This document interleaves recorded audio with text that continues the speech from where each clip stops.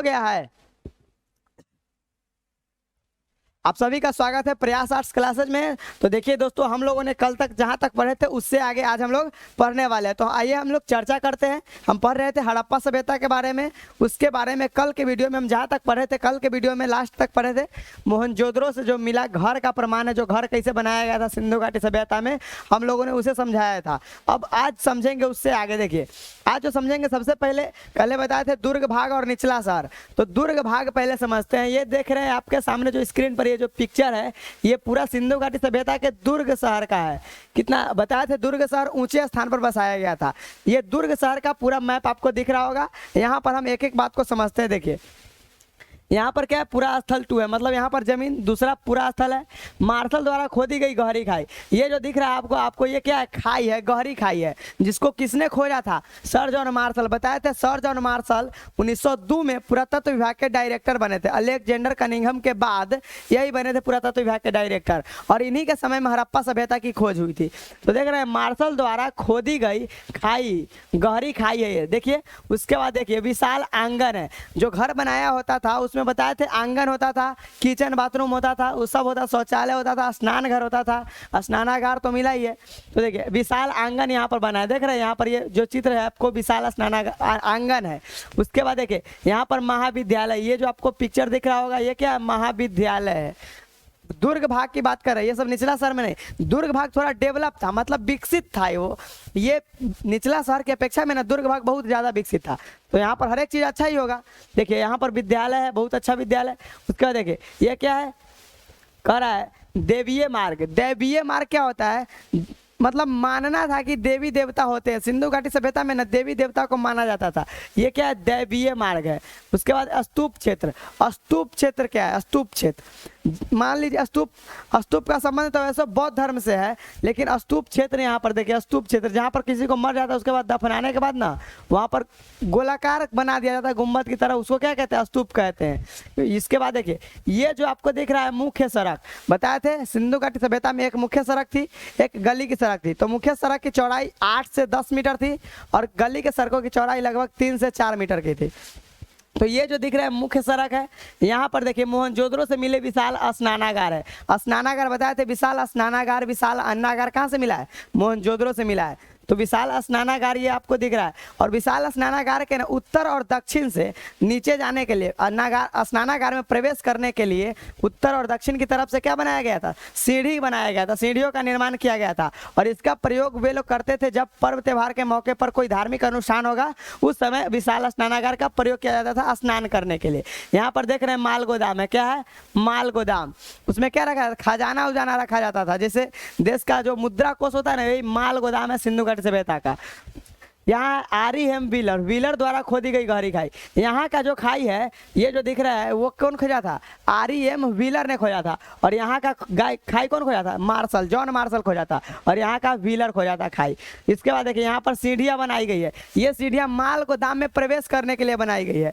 ये जो आपको सीढ़ी दिख रही है ये माल गोदाम में प्रवेश करने के लिए बनाई गई है। और स्नानागार में देखिए उत्तर की तरफ से और दक्षिण की तरफ से सीढ़ी बनाई गई थी स्नानागार के नीचे उतरने के लिए, यानी जल में प्रवेश करने के लिए सीढ़ी बनाई गई थी। उसके बाद देखते हैं आगे।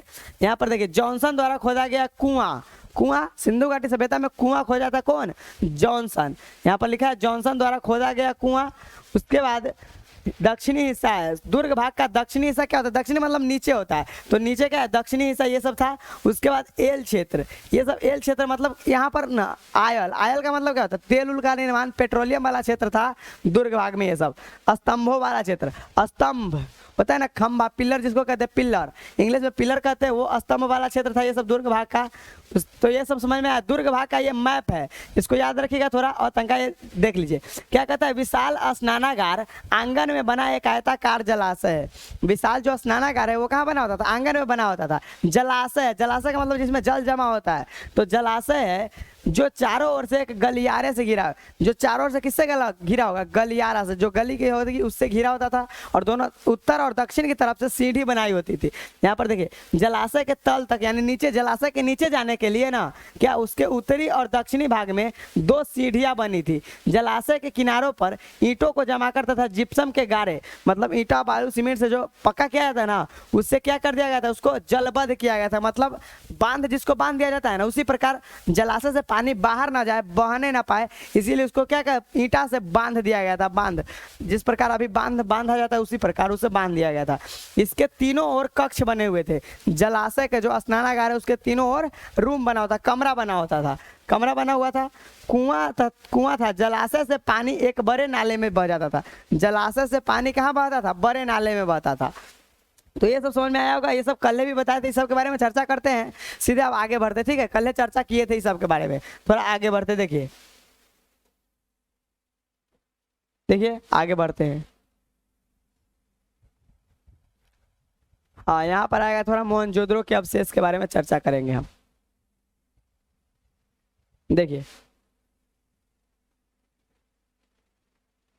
देखिए सामाजिक भिन्नताओं का अवलोकन, मतलब समाज में जो भिन्नता थी उसका अवलोकन करना है, परिचय करना है।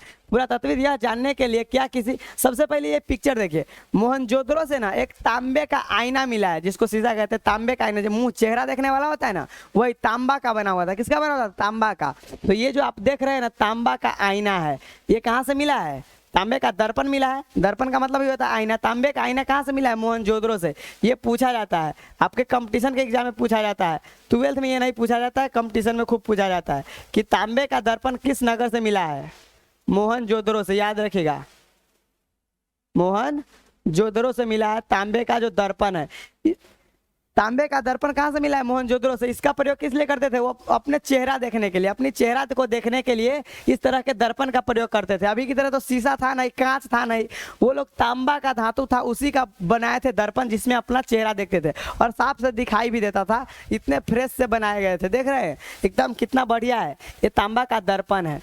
देखिए क्या कहता है, कुछ कब्रों में, यहाँ पर थोड़ा शुरू से पढ़ लेते हैं। वे लोग बीच सामाजिक तथा आर्थिक भिन्नताएं थी, मतलब समाज में कैसी भिन्नता थी, आर्थिक स्थिति पर, मतलब धन के आधार पर जो विभेद था वो सब भिन्नता थी। सामाजिक मतलब जाति पाति के आधार पर या किसी भी आधार पर, धर्म के आधार पर भेदभाव था, वो सब विभिन्नता थी। सामान्यतः कई विधियों के द्वारा प्रयोग करते हैं। इन्हीं विधियों में से एक समाधान का अध्ययन है। समाधान का अध्ययन क्या होता है, जिसे बताया था समाधान क्या होता है।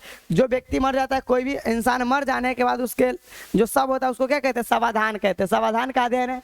आप संभवतः मिस्र के विशाल पिरामिड, मिस्र क्या है तो बुआ ने बताएगा मिस्र क्या है। मिस्र की सभ्यता, जिस समय भारत में सिंधु घाटी सभ्यता थी, उसी समय मिस्र में मिस्र की सभ्यता थी। तो सिंधु घाटी की सभ्यता के समकालीन सभ्यता के पहले हम थोड़ा नाम जान लेते हैं। जैसे इससे पहले बताए थे मेसोपोटामिया की सभ्यता, मिस्र की सभ्यता और एक है चीन की सभ्यता। तो हम थोड़ा नाम जान लेते हैं। सिंधु घाटी सभ्यता के समकालीन सभ्यता कौन कौन है, तो सबसे पहले तो इम्पोर्टेंट है मेसोपोटामिया, मेसोपोटामिया। उसके बाद दूसरा है मिस्र, दूसरा क्या है, मिस्र। तीसरा जो है वो है चीन। तीसरा सभ्यता कौन है, चीन। देखिए ये तीनों सभ्यता, और भारत में कौन था तो सिंधु घाटी, सिंधु सभ्यता, सिंधु सभ्यता। ये चारों सभ्यता ना एक ही समय में थी, चारों सभ्यता एक ही समय में, मतलब एक ही समय में चारों सभ्यता थी। चार को देश में था। मेसोपोटामिया की सभ्यता, मेसोपोटामिया जो इराक ईरान वाला क्षेत्र है ना, उस क्षेत्र में मेसोपोटामिया की सभ्यता उसी समय थी जिस समय भारत में सिंधु घाटी सभ्यता थी। उसी समय मिस्र में, जो अभी भी मिस्र देश है, वहां पर मिस्र की सभ्यता विकसित हुई थी जिस समय सिंधु घाटी सभ्यता थी भारत में। चीन की सभ्यता कहाँ थी, चाइना में। सिंधु घाटी सभ्यता तो भारत में थी। अब बात करते हैं ना, जैसे सिंधु घाटी सभ्यता सिंधु एवं उसके सहायक नदी के किनारे विकसित हुआ था, उसी प्रकार मेसोपोटामिया की सभ्यता, मिस्र की सभ्यता, चीन की सभ्यता किस किस नदी के किनारे विकसित हुआ, इसके बारे में बात करते हैं थोड़ा। तो मेसोपोटामिया की जो सभ्यता है ना, ये दजला और फरात नदी के किनारे विकसित हुआ था। दजला और फरात 2 नदी है, दजला एवं फरात नदी के किनारे मेसोपोटामिया की सभ्यता विकसित हुई थी। आपसे पूछा जाता है मेसोपोटामिया की सभ्यता किस नदी के किनारे विकसित हुई थी? दजला एवं फरात नदी के किनारे मेसोपोटामिया की सभ्यता विकसित हुई थी। मिस्र की सभ्यता जो विकसित हुई थी नील नदी के किनारे। मिस्र की सभ्यता कौन नदी के किनारे विकसित हुई थी? नील नदी के किनारे। चीन की सभ्यता कौन नदी के किनारे विकसित हुई थी? तो हवांगहो नदी। देखिए चाइना का नदी है, थोड़ा पढ़ने में तकलीफ होगा, हवांगहो, इसका नाम है हवांगहो नदी। और एक नदी और है यांग टीसी कियांग, दो गो नदी है हवांगहो और यांग टीसी कियांग, लेकिन इंपोर्टेंट हवांगहो वाला है। हवांगहो नदी के किनारे चीन की सभ्यता विकसित हुई थी और सिंधु घाटी सभ्यता तो सिंधु एवं उसके सहायक नदी के किनारे विकसित हुई थी। तो ये सब एक ही समय में चारों सभ्यता थी। तो यहाँ पर लिखा है मिस्र के विशाल पिरामिड, मतलब जिस समय भारत में सिंधु घाटी सभ्यता थी उस समय मिस्र की सभ्यता थी। वहीं पर बड़ा पिरामिडों में जिनमें से कुछ हड़प्पा सभ्यता के समकालीन थे। हड़प्पा सभ्यता के समकालीन कह दिया ना, यानी सब सभ्यता एक ही समय में था। हड़प्पा सभ्यता के समकालीन थे से परिचित है। और हाँ, यहाँ से ऑब्जेक्टिव में क्वेश्चन कैसे पूछेगा, कहेगा इनमें से कौन सिंधु घाटी सभ्यता के समकालीन सभ्यता नहीं थी? तो ये 3-4 को के छोड़ के बाकी सब ऑप्शन में देता है क्रीट की सभ्यता। तो हम क्रीट की सभ्यता यहाँ पर नहीं ना लिखे हैं, तो क्रीट की सभ्यता सिंधु घाटी सभ्यता के समकालीन नहीं थी। सिंधु घाटी सभ्यता के समकालीन 3 हुई थी, मेसोपोटामिया, मिस्र, चीन और भारत में सिंधु। समझ में आया? तो यहाँ तक दिक्कत नहीं है। परिचित है, इनमें से कई पिरामिड राजकीय समाधान थे। जो पिरामिड थे वो राजकीय समाधान, राज्य के लिए समाधान थे, जहां बहुत बड़ी मात्रा में धन संपत्ति दफनाई गई थी। बताइए, धन संपत्ति सिंधु घाटी सभ्यता में जो व्यक्ति मर जाता था उसके धन संपत्ति, यदि उसका कोई उत्तराधिकारी बनने वाला नहीं है ना, तो उसके धन संपत्ति को भी दफना दिया जाता था। उसी के साथ धन संपत्ति दफनाई गई थी। हड़प्पा स्थलों से मिले समाधान में आमतौर पर मृतकों को गर्तों में दफनाया गया था। कभी कभी समाधान गर्त की बनावट एक दूसरे से भिन्न होती थी। मतलब कि समाधान की जो बनावट, जैसे गर्त क्या होता है, जैसे कोई व्यक्ति मर जाता है उसके ऊपर कोई इमारत ना बना दिया जाता है, उसी प्रकार तो सबका आकार अलग अलग था, सबकी क्या कहते हैं ना, कलाकारियाँ अलग अलग थी। कोई इस तरह से बनाया गया था, कोई इस तरह से बनाया गया था। गर्त का मतलब वही होता है, एक दूसरे से भिन्न होती थी। भिन्न का मतलब क्या था? अलग अलग होती थी। कुछ स्थानों पर गर्त की सतहों पर ईंटों की चिनाई गई थी। ईंटों की चिनाई मतलब जो रंगा हुआ ईंट होता है ना, उससे चिन्हा, मतलब जैसे चिन्हा मार देते हैं ना, हाईलाइट कर देते हैं ताकि वो ध्यान में ज़्यादा रहे। तो उसी प्रकार कुछ गर्त को हाईलाइट कर दिया जाता था। जो मेन होता था उसको गर्त को क्या कर देते, हाईलाइट कर देते। ईंट की चिनाई से गई थी। क्या ये विविधता सामाजिक विभिन्नताओं के ओर संकेत करती है? कहना कठिन है। ये मतलब कह रहा है ये सब ऐसी थी तो समाज में भिन्नता थी कि नहीं थी? तो भिन्नता बिल्कुल थी। क्या सब एक ही तरह तो नहीं थे, सब अलग अलग थे। यहाँ पर हर एक चीज़ अलग अलग है। कुछ कब्रों में मृद भांड तथा आभूषण मिले हैं। मृद भांड बताए थे, मिट्टी से बने हुए बर्तन को क्या कहते हैं? मृद भांड कहते हैं। और आभूषण तो आप लोग जानते होइएगा, जो व्यक्ति मर जाता था दफना दिया जाता था, उसके साथ आभूषण को भी दफना दिया जाता था, उसके मृद भांड मिट्टी के बर्तन को भी दफनाया जाता था। संभवतः एक ऐसी मान्यता है कि और मान्यता की ओर संकेत करते हैं जिसके अनुसार इन वस्तुओं का मृत्युपरांत प्रयोग किया जा सकता था। मतलब कि ये लोग ये भी मानते थे, सिंधु घाटी सभ्यता के लोग, कि हाँ अब ये मर गया ना तो इसके सामान को अब दूसरा व्यक्ति प्रयोग नहीं करेगा, अब उसको उसी के साथ दफना दिया जाए, तो इसीलिए दफना दिया जाता था। लेकिन ये मान्यता गलत थी। हो सकता है मर गया तो उसके सामान को कोई उपयोग कर सकता है ना, लेकिन ये सब दफना देते थे। उतने ज़्यादा शिक्षित नहीं थे। पुरुषों और महिलाओं दोनों समाधान आभूषण से मिले, दोनों के संविधान से आभूषण मिले। बताते युगल समाधान क्या होता है? महिला तथा पुरुष को एक ही साथ दफनाया गया था। कहाँ? लोथल में। वहीं से मिला है युगल समाधान। युगल समाधान का मतलब 2 व्यक्तियों को एक ही साथ दफनाया गया था। वहाँ से क्या मिला है? आभूषण मिला है। 1980 के दशक में, जो 1980 के दशक में जो समय था, दशक के मध्य में हड़प्पा के कब्रिस्तान में हुए उत्खननों में एक पुरुष की खोपड़ी के समीप शंख के 3 छल्लों, जैसे हड़प्पा के जो कुछ स्थान होंगे वहां पर खुदाई हुआ 1980 के दशक में, तो वहां से क्या मिला है? शंख के 3 छल्ले। शंख जो देख आप शंख जो बजाते हैं ना, उसको शंख के 3 छल्ले, एक प्रकार का उपरंत के मनके तथा सैकड़ों की, मनके क्या होता है? मनके का पिक्चर आगे हम दिखाएंगे। जैसे मोती की तरह होता है मनका, जैसे माला उला पहनते हैं ना, उसी प्रकार मनके होता है। सैकड़ों की संख्या में सूक्ष्म मनका से बना एक आभूषण मिला है। मनके से बना एक आभूषण मिला है। जिस तरह हार उर पहनते हैं ना किसी भी चीज का, उसी प्रकार मनका से बना हुआ एक माला होता है, उसी पर को हम क्या कहते हैं? मनका बोलते हैं। आभूषण मिला था। कहीं कहीं पर मृतकों का तांबे के दर्पण के साथ दफनाया गया था। ये जो तांबा का आप दर्पण देख रहे हैं ना, ये दर्पण भी मृतकों के साथ ही दफना दिया जाता था। मतलब कि दर्पण को भी नहीं रखते थे, मर जाने के बाद उसको भी उसी के साथ दफना देते थे। समझ में आया।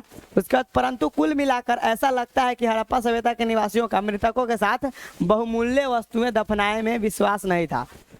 विश्वास नहीं था। जो बहुमूल्य वस्तु को दफना दिए जाते थे, बताइए उस सबका कितना कीमत होगा, और दफना दिया जाता था। मतलब वो लोग ना इसको विश्वास नहीं करते थे कि हाँ अब वो मर गया तो क्या हुआ, उसके वस्तु को उपयोग करना ये लोग नहीं समझते थे, कहते थे उचित नहीं है। तो यहाँ तक समझ में आ गया। ये दर्पण है, इसको याद रखिएगा। आगे बढ़ते थोड़ा देखिए,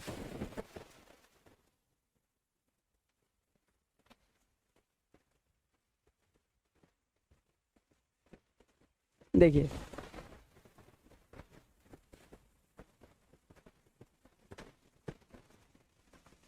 देखिए क्या कहता है, विलासिता की वस्तुओं की खोज। जो विलासिता की जो वस्तु थी, वस्तु भोग विलास की जो वस्तु थी, उसकी खोज कैसे हुई। सामाजिक भिन्नता को पहचानने की एक अन्य विधि है, अन्य विधि कानून है।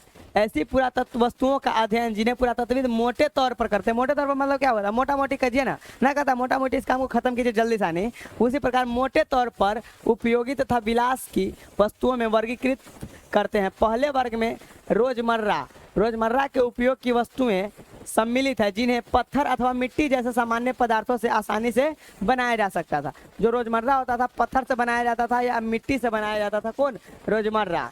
उसके बाद देखिए सामान्य पदार्थों से आसानी से बनाया, आसानी से, ज़्यादा कठिन नहीं था, आसान नहीं था बनाने में। इन्हें चक्कियाँ, मृदभांड, सुइयाँ, झावा आदि। झावा क्या होता है, मृदभांड क्या होता है, चक्कियाँ होता है क्या, तो चक्कियाँ बताए थे, पीसने का काम करता है चक्की। मृदभांड मिट्टी के बर्तन, सुइयाँ जो सीने उने का काम करता है ना, कपड़ा उपड़ा को, वो सुइयाँ, झावा आदि शामिल है। ये वस्तुएं सामान्य रूप से बस्तियों में सर्वत्र पाई गई। सर्वत्र का मतलब होता है अधिक पाई गई है। जो बस्ती होता है ग्रामीण बस्ती, उसमें ज्यादा पाई गई है ये वस्तु।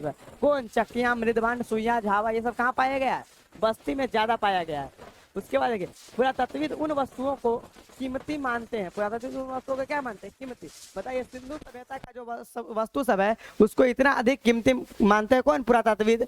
उसके बाद देखिए जो दुर्लभ हो अथवा महंगी है, जो सिंधु घाटी सभ्यता की जो भी वस्तुएं थी वो सब क्या थी, ज्यादा महंगी थी।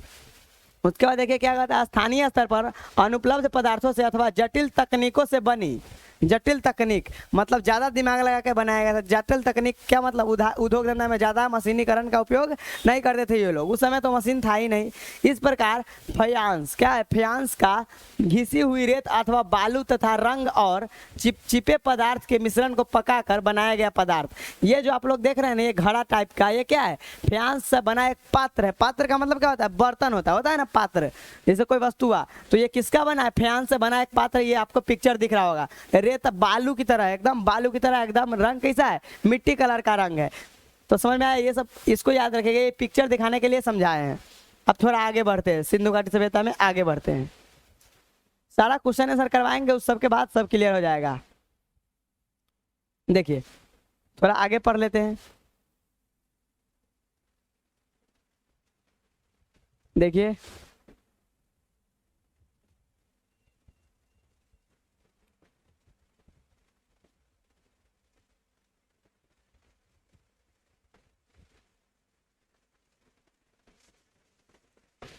थोड़ा आगे बढ़ते, देखिए क्या कहता है। कह रहा है संचय शब्द लोगों द्वारा सावधानी पूर्वक अधिकांशतः पात्र मतलब बताया बर्तन होता है, जैसे कि घड़ों में रखी गई वस्तुएं। घड़ा होता है ना, मिट्टी का बना होता है घड़ा, उस समय भी मिट्टी का बना था। घड़ा में के लिए प्रयोग किया जाता था, वस्तु रखने के लिए। घड़ा में पानी भी रखा जाता था उस समय, वस्तु भी रखा जाता था। ऐसे संचय आभूषणों के हो सकते थे अथवा धातु कर्मियों द्वारा पुनः प्रयोग के लिए संभाल कर, क्या कहता है, पुनः प्रयोग के लिए संभाल कर रखा जाए। जो वस्तुएं मान लीजिए प्राचीन काल के, उसको संभाल कर रखना बहुत ही जरूरी होता है, ये इंपॉर्टेंट होता है आपके लिए, ताकि आपको इतिहास की जानकारी मिलता है। ठीक है, धातु कर्मियों द्वारा पुनः प्रयोग के लिए संभाल कर रखी गई धातुओं के यदि किसी कारणवश मूल स्वामी मतलब जो प्रारंभिक स्वामी है ना, वही प्रारंभिक स्वामियों ने इन्हें पुनः प्राप्त नहीं किया तो ये अब तक अपने स्थान पर ही रहते हैं, जब तक कोई पुरातत्वविद इन्हें खोज नहीं निकालता। मतलब कि जो वस्तु जहाँ पर से हड़प्पा सभ्यता में रख दिया जाता था, उसके जो पुरातत्वविद जब तक उसको नहीं खोजेंगे तब तक वो वहीं पर रहेगा। जो पृथ्वी के गर्भ में, तो वो वहाँ से कैसे चल जाएगा, जब तक पुरातत्वविद उसको खोजेगा नहीं, खुदाई नहीं करेगा तो पता चलेगा नहीं ना, पता चलेगा। देखिए तो आगे बढ़ते हैं। देखिए क्या कहता है, भारतीय इतिहास के कुछ विषय। यदि हम ऐसी पूरा वस्तुओं के वितरण का अध्ययन करें, जो पूरा वस्तु है जिस प्रकार बताए हैं फायांस का पात्र, उसी प्रकार वस्तुओं का वितरण का अध्ययन करें तो हम पाते हैं कि महंगे पदार्थों से बनी दुर्लभ वस्तुएं सामान्यतः मोहनजोदड़ो और हड़प्पा जैसी बड़ी बस्तियों में केंद्रित है। छोटी वस्तुओं में ये विरले ही मिलती है। विरले मतलब कम मिलती है। बताए थे सिंधु घाटी सभ्यता का बहुत ही महत्वपूर्ण नगर कौन है? मोहनजोदड़ो, सबसे बड़ा नगर भी था, और हड़प्पा तो सबसे पहला खोजा गया नगर था। तो इसको तो आप लोग याद ही रखिएगा। तो बताइए, जो भी कीमती वस्तु होगी, जो महंगी वस्तु होगी, जिसका दाम ज़्यादा होगा, जो इम्पोर्टेंट होगा, वो सब कहाँ से मिलेगा? जो ज़्यादा प्रसिद्ध स्थान होगा वहीं से ना मिलेगा। तो प्रसिद्ध स्थान कौन है? हड़प्पा या मोहनजोदड़ो? हड़प्पा मोहनजोदड़ो ये सब प्रसिद्ध स्थान, इसीलिए क्या कहता है, मोहनजोदड़ो और हड़प्पा जैसी बस्तियों में केंद्रित है। मतलब हड़प्पा और मोहनजोदड़ो के बीच में ही केंद्रित है।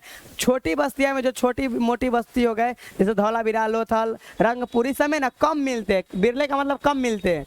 उसके बाद देखिए, उदाहरण के लिए फ्यांस से बने लघु पात्र जो संभवतः सुगंधित द्रव्यों के पात्रों के रूप में प्रयुक्त होते थे, अधिकांशतः मोहनजोदड़ो और हड़प्पा से मिले। मतलब जो फ्यांस का जो हम पात्र दिखाए हैं ना, वो अधिकांशतः मतलब ज्यादातर मात्रा में कहाँ से मिला है? हड़प्पा एवं मोहनजोदड़ो से मिला है। ठीक है। कालीबंगा जैसी छोटी बस्तियों से बिल्कुल नहीं। कालीबंगा जैसे कालीबंगा से नहीं मिला है, लेकिन कालीबंगा भी इंपॉर्टेंट है। कैसे? तो कालीबंगा का अर्थ होता है काले रंग की चूड़िया। कालीबंगा का अर्थ काले रंग की चूड़िया होता है। और कालीबंगा से इंपॉर्टेंट क्या मिला है, बात करते हैं। तो कालीबंगा से जो मिला है वो मिला है हल से जुते खेत के साक्ष्य, भूकंप के प्राचीनतम साक्ष्य। पूछा जाता है कि सिंधु घाटी सभ्यता में भूकंप के प्राचीनतम साक्ष्य कहाँ से मिले? कालीबंगा से। तो इससे क्या प्रमाणित होता है भूकंप के प्राचीनतम साक्ष्य से? तो भूकंप तो आज से नहीं आता है, भूकंप तो प्राचीन काल से आता है। लेकिन ये लोग ये कैसे जानते थे कि ये भूकंप ही आया है? मतलब कि इन लोगों के पास भूकंप मापने वाला कोई मीटर, कोई यंत्र तो होगा ना, तभी तो इनको पता था कि हाँ ये भूकंप आया है। तभी तो वहां से मिला भूकंप के प्राचीनतम साक्ष्य। यानी ये लोग इतने विकसित थे आज से इतने साल, 5000 वर्ष पूर्व, कि ये लोग भूकंप को मापने वाले यंत्र का प्रयोग करते थे। भूकंप को जानते थे ये लोग, सिंधु घाटी सभ्यता के लोग। इसीलिए मिला है कालीबंगा से मिला है भूकंप के साक्ष्य, हल से जूते खेत के साक्ष्य, और कालीबंगा से ये सब मिला है। छोटी वस्तु से बिल्कुल नहीं। और कालीबंगा के खोजकर्ता कौन है? अमलानंद घोष। 1953 में खोज हुआ था। राजस्थान में स्थित है। काले रंग की चूड़िया कालीबंगा का अर्थ होता है। यहाँ पर मोहनजोदड़ो है ना, क्या है? मोहनजोदड़ो का थोड़ा अर्थ बता देते, ये खूब पूछा जाता है। मोहनजोदड़ो किस भाषा का शब्द है? मोहनजोदड़ो सिंधी भाषा का शब्द है। सिंधु नहीं, सिंधी भाषा का। सिंधु एक नदी है, सिंधी एक भाषा है। आप लोग संविधान के जब संविधान के जब आप 8वीं अनुसूची पढ़िएगा ना, तो उसमें 22 गो भाषा है, उसी में से एक है सिंधी भाषा। उसी सिंधी भाषा का शब्द कौन है? मोहनजोदड़ो। इसका अर्थ होता है मृतकों का टीला। मृतकों का टीला पूछा जाता है। मोहनजोदड़ो का शाब्दिक अर्थ क्या होता है? मृतकों का टीला। मोहनजोदड़ो किस भाषा का शब्द है? सिंधी भाषा का शब्द है। ठीक है। मोहनजोदड़ो का शाब्दिक अर्थ मृतकों का टीला। और मोहनजोदड़ो को ना सिंध का बाग कहा जाता था। क्या कहा जाता है? सिंध का बाग। सिंध का बाग इसको इसलिए कहा जाता था मोहनजोदड़ो को, क्योंकि इसके आसपास की जो भी भूमि थी ना, वो काफी उपजाऊ थी। फसल उपजाने में बड़ी उपजाऊ भूमि थी। कौन? मोहनजोदड़ो के आसपास की भूमि। इसीलिए इसको क्या कहा जाता था? सिंध का बाग भी कहा जाता है। तो ठीक है। इसके बाद देखिए, सोना भी दुर्लभ तथा संभवतः आज की तरह कीमती तथा हड़प्पा स्थलों से मिले सभी स्वर्णाभूषण। सोना का जो आभूषण है, स्वर्णाभूषण का मतलब क्या हुआ? जो सोना के आभूषण है संचयों से प्राप्त हुए कहाँ से? हड़प्पा या मोहनजोदड़ो से। जितना भी महंगी वस्तुएं, कीमती वस्तुएं हड़प्पा और मोहनजोदड़ो से आप लोग याद रखेगा। चनहुदरो को चिन्हित कीजिए। चनहुदरो क्या है? चनहुदरो। थोड़ा हम बात कर लेते चनहुदरो से। तो चनहुदरो की तंगा खोज उसके बारे में बात करते हैं। यहाँ पर हम लिख रहे हैं चनहुदरो। देखिए, चनहुदरो याद रखेगा। चनहुदरो भी इम्पोर्टेंट है, ये भी पाकिस्तान का ही शहर है चनहुदरो। बात करेंगे चनहुदरो की खोज कब हुई थी? 1931 में। चनहुदरो की खोज कब हुई थी? 1931 में इसकी खोज हो गई थी। उसके बाद इसके खोजकर्ता कौन है? तो इसके खोजकर्ता में ना 2 व्यक्ति का नाम याद रखेगा। एक का नाम है एनजी मजूमदार। एनजी मजूमदार। और दूसरे व्यक्ति है, ये पहले हो गए। दूसरे व्यक्ति कौन है? जेएच मैके। क्या नाम है? जेएच मैके। दोनों याद रखेगा। पूछा जाता है चनहुदरो के खोजकर्ता कौन है? एनजी मजूमदार। एनजी मजूमदार, नानी गोपाल मजूमदार। क्या नाम है? नानी गोपाल मजूमदार। इसको हम शॉर्ट में क्या कहते हैं? एनजी मजूमदार। चनहुदरो की खोज कब हुई थी? 1931 में हुई थी। इसके खोजकर्ता में दो गो। कभी कभी ऐसे पूछेगा चनहुदरों का खोज एनजी मजुमदार के अलावे कौन किया था, तो जेएच मैके। कभी कभी एनजी मजुमदार ऑप्शन में से हटा देगा, जेएच मैके ऑप्शन में दे देगा। तो आप लोगों को क्वेश्चन छोड़ के नहीं आना है, क्वेश्चन बना के आना है। एनजी मजुमदार, जेएच मैके दोनों है, दोनों का नाम आता है। ऑप्शन में एनजी मजुमदार रहेगा तो एनजी मजुमदार मारिएगा, जेएच मैके रहेगा तो जेएच मैके मारिएगा, दोनों में कंफ्यूज नहीं होना है। बात करते चनहुदरो कौन नदी के किनारे है, तो चनहुदरो सिंधु नदी के किनारे। जो शहर पाकिस्तान का होगा वो सब ज्यादातर सिंधु नदी के किनारे विकसित होगा। चनहुदरो सिंधु नदी के किनारे स्थित है। ये कहाँ है, तो पाकिस्तान में। चनहुदरो कहाँ है, पाकिस्तान में स्थित है। क्या चनहुदरो कहाँ है, पाकिस्तान में। चनहुदरो क्यों नदी के किनारे, सिंधु नदी के किनारे। खोज कब हुआ, 1931 में हुआ था। उसके बाद खोजकर्ता कौन है, एनजी मजुमदार। और कौन है, जेएच मैके। कौन है, जेएच मैके। अब चनहुदरो से मिलने वाले पुरातात्विक अवशेष की बात कर लेते हैं। तो चनहुदरो से वे मिला है मनके का कारखाना। बताएं मनके क्या होता है, मोती की तरह आगे उसका पिक्चर आएगा, दिखाएंगे। मनकों का कारखाना, जहां पर मोती मनका बनाया जाता था, उसका कारखाना मिला है चनहुदरो से। क्या कहते हैं ना, बैलगाड़ी का प्रमाण मिला है, बैलगाड़ी चनहुदरो से मिला है। इससे यह स्पष्ट होता है कि ये लोग हल बैल यानी बैलगाड़ी के बारे में जानते थे। बैलगाड़ी का प्रमाण मिला है चनहुदरो से। और मिला है तराजू का प्रमाण, तौलने वाला तराजू होता है ना, जिससे जोखा जाता है, एक पल्ला इधर एक पल्ला उधर होता है, उसी प्रकार तराजू मिला है चनहुदरो से। स्वान, स्वान क्या होता है, तो कुत्ता का जो छोटा बच्चा होता है उसको स्वान कहते थे। इसका प्रमाण भी मिला है कहाँ से, चनहुदरो से ही मिला है। तो ये सब याद रखिएगा थोड़ा। चनहुदरो को चिन्हित कीजिए। यह मोहनजोदड़ो हेक्टेयर की तुलना में एक बहुत छोटी, देखिए कभी कभी ये पूछ लिया जाता है मोहनजोदड़ो से चनहुदरो के जो बीच की दूरी थी कितना था, 128 किलोमीटर या 125 किलोमीटर भी रहता है कहीं कहीं, 125 या 128 याद रखिएगा। पूछा जाता है मोहनजोदड़ो एवं चनहुदरो के बीच की दूरी कितना थी, 128 या 125 किलोमीटर, दोनों याद रखिएगा। 125 या 128 किलोमीटर मोहनजोदड़ो एवं चनहुदरो के बीच की दूरी थी। मतलब एक नगर यहाँ है ना, तो एक नगर 125 किलोमीटर पर बसाया गया था, जो कौन था, मोहनजोदड़ो था या चनहुदरो था, जो भी नगर उसके बीच की दूरी थी। तुलना में एक बहुत छोटी 7 हेक्टेयर बस्ती है, जो लगभग पूरी तरह से शिल्प उत्पादन, शिल्प का मतलब क्या होता है, मूर्ति उत्पादन में संलग्न है। संलग्न है, संलग्न का मतलब उसी में कार्यरत है, संलग्न थी। शिल्प कार्यों में मनके बनाना, शंख की कटाई, ये सब शिल्प कार्य में आता है। मनके बनाना, कलाकारी जो भी होता है ना, सब उसी में आता है। मनके बनाना, शंख की कटाई, धातु कर्म, मुहर निर्माण मतलब मुद्रा का, रुपया का निर्माण करना, तथा बाँट बनाना। जोखने के लिए बाँट होता है ना, जैसे अभी का 1 केजी का बाँट होता है, 2 केजी का बाँट होता है, 5 केजी का बाँट होता है, उसी प्रकार का बाँट बनाते थे जो चनहुदरो के लोग थे, मोहनजोदड़ो के लोग थे वो सब, ठीक है, सम्मिलित थे। मनके के निर्माण में प्रयुक्त पदार्थों की विविधता उल्लेखनीय है। देखिए पहला क्या है, सुंदर लाल रंग का जैस्पर, जैस्पर एक धातु होता है, स्फटिक, क्वार्टज तथा सेलखड़ी। और बताए थे सेलखड़ी सिंधु घाटी सभ्यता में मुद्रा किसकी बनी होती थी, सेलखड़ी की। सिंधु घाटी सभ्यता में मुद्रा किसकी बनी होती थी, सेलखड़ी की बनी होती थी। पत्थर, सेलखड़ी जैसे पत्थर, तांबा, कांसा, तांबा एक धातु होता है, कांसा क्या होता है, तो तांबा प्लस टीन को मिलाने से जो मिश्र धातु बनता है उसको हम लोग क्या कहते हैं, कांसा कहते हैं। सोने जैसी धातु, सोने जैसी धातु है। तथा शंख, फ्यांस, फ्यांस भी एक धातु है, जिसका क्या बना हुआ था, पात्र बना हुआ था। एक घड़ा की तरह दिखाया ना चित्र, फ्यांस की पात्र बना हुआ था।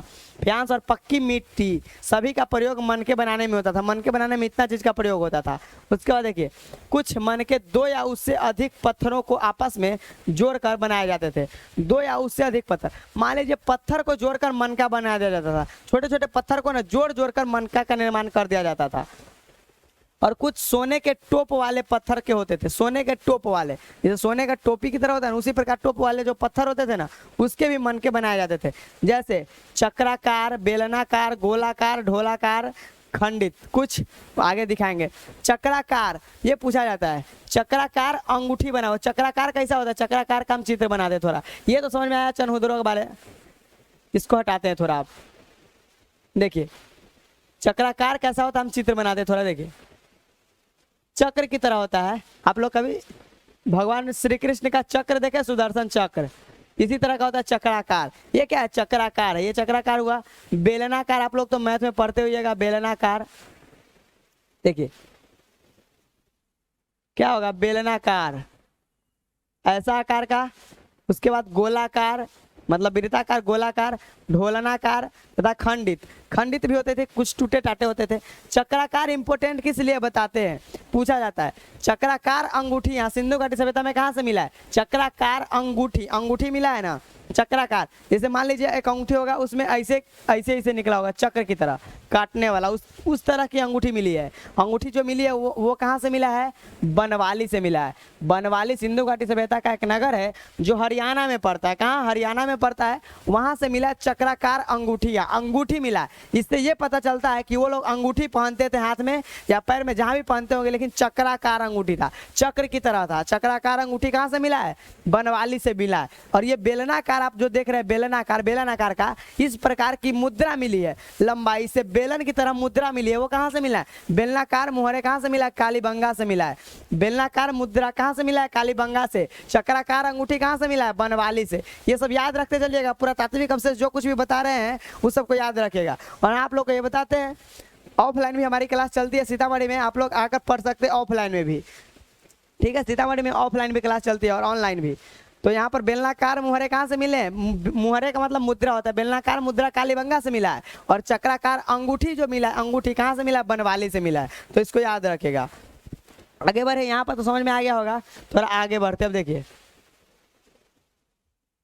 देखिए या देखिए मनका का या चित्र दिखाते हैं थोड़ा आपको। क्या है ये जो आप लोग देख रहे हैं ना, ये क्या है, मनका है। देख रहे हैं माला की तरह है ना, छोटा छोटा मोती को गूंथ गूंथ कर बनाया गया है ना मन का, यही सब मन का होता है। ये जो देख रहे हैं ये मन का ढोलनाकार है, ये गोलाकार है, वृत्ताकार, ये सब क्या है, बेलनाकार, यही सब गोलाकार, ये सब मन का है। और उस सबको एक तरह गांथ कर माला बना दिया जाता था। कैसा, माला बना दिया जाता था। ऐसा मन का किसका बना होता था, सोने के, चांदी के, तांबा के, कांसा का, पत्थर का, मिट्टी का, जो भी बनाया गया था, इस सब मन का, उस सब को मिलाने से मन का बनाया जाता था। और मनकों की कारखाना, जो मन के निर्माण की जो कारखाना है, उसका प्रमाण चनहुदरों से मिला है। कहाँ से, चनहुदरों से, जो बताए हैं अभी। मनके के कारखाने का प्रमाण कहाँ से मिला, चनहुदरों से, जिसकी खोज 1931 में एनजी मजूमदार एवं जेएच मैके ने किए थे, ठीक है। तो ये क्या देख रहे हैं, आपको मनका दिखाई दे रहा होगा। मनका माला की तरह होता है, इस सबको गूंथ कर माला बना दिया जाता था। तो मनका यही है।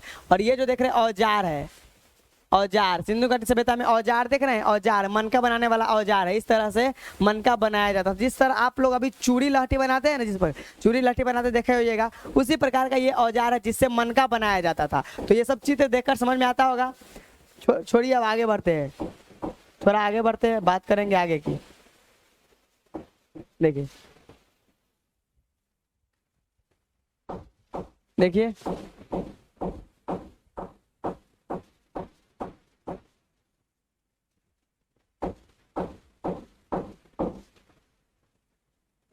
देखिए कह रहा है,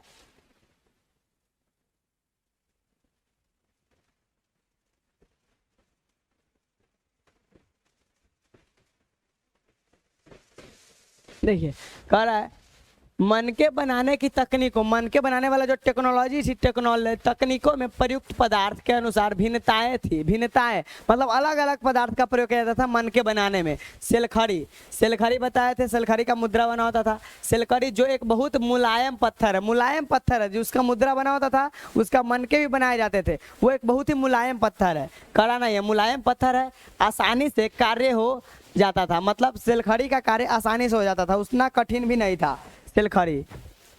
इससे ठोस पत्थरों से बनने वाले केवल ज्यामितीय आकारों के विपरीत कई विविध आकारों के मनके बनाए जा सकते थे। क्या कर रहा है, इससे जो भी कठोर पत्थर होते थे ना, उससे कई प्रकार के मनके बनाए जाते थे। जो कठोर पत्थर होता था उससे सेलखड़ी के सूक्ष्म मनके, सेलखड़ी के सूक्ष्म मनके कैसे बनाए जाते थे, कैसे बनाए जाते थे सेलखड़ी के सूक्ष्म मनके। ये प्रश्न प्राचीन तकनीकों का, क्या है प्रश्न, प्राचीन तकनीकों का अध्ययन करने वाला पुरातत्वविदों के लिए एक पहेली बना हुआ है। एक पहेली बना हुआ है, पुरातत्वविद जो अध्ययन करते हैं उसके लिए एक पहेली बना हुआ है। पुरातत्वविदों द्वारा किए गए प्रयोगों ने यह दर्शाया है कि कार्निलियन, कार्निलियन का रंग पीला होता है, लाल होता है। कार्निलियन का रंग कैसा होता है, लाल होता है। पीले रंग के कच्चे माल तथा उत्पादन के विभिन्न चरणों, क्या कहता है, विभिन्न चरणों में मनकों का आग में पकाकर, मनकों को आग में पकाया जाता है। जैसे मनकों को बनाया, जिस प्रकार अभी लहठी बनता है तो उसको आग में पकाया जाता है, तब बजर होता है ना। आप लोग कभी देखे होइएगा लहठी बनाते हुए, तो आप लोग जानते होइएगा। उसी प्रकार मनकों को बनाकर आग में पकाया जाता था, ठीक है। उसका देखिए अंतिम रूप दिया जाता था, अंतिम पकाने के बाद उसका अंतिम रूप दिया जाता था। उसको गूंथने के बाद पत्थरों के पिंडों को पहले अपकृष्ट, उसके बाद उसको एक जगह माला में गूंथ दिया जाता था, तब अंतिम रूप उसको दिखाई दिया जाता था। तो ये सब मन का था। और यहाँ पर आप देख रहे हैं मिट्टी से बनी पूरा वस्तु है, मृद भांड, ये मिट्टी के बने बर्तन देख रहे हैं, ये क्या है, मिट्टी के बने ये सब बर्तन का चित्र है। थोड़ा हम इसको जूम कर देते, देखिए देखिए यहाँ पर ये जो आपको दिख रहा होगा मिट्टी के बर्तन है, क्या है, मिट्टी के बर्तन है। ये जो आपको देख रहा है ना घड़ा है, घड़ा टाइप का है, इसमें पानी उनी भी रखा जा सकता है, अनाज भी रखा जा सकता था, इसमें भी पानी रख सकते, घड़ा टाइप का। इस समय ना पानी एकदम ठंडा रहता है। ये सब मिट्टी के बने बर्तन है, बताइए इसको मृद भांड कहते हैं। हड़प्पा सभ्यता में ज्यादातर बर्तन किसके बने होते थे, मिट्टी के, जैसा कि आप लोग देख रहे हैं आपके स्क्रीन पर दिखाई दे रहा होगा।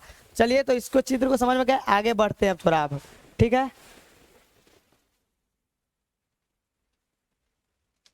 थोड़ा आगे की तरफ बढ़ते हैं। अब देखिए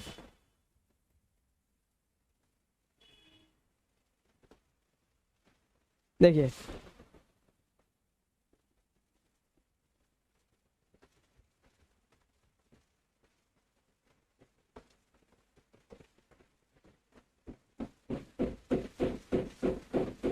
यहाँ तक बताया, ये चित्र तो समझ में आ गया होगा।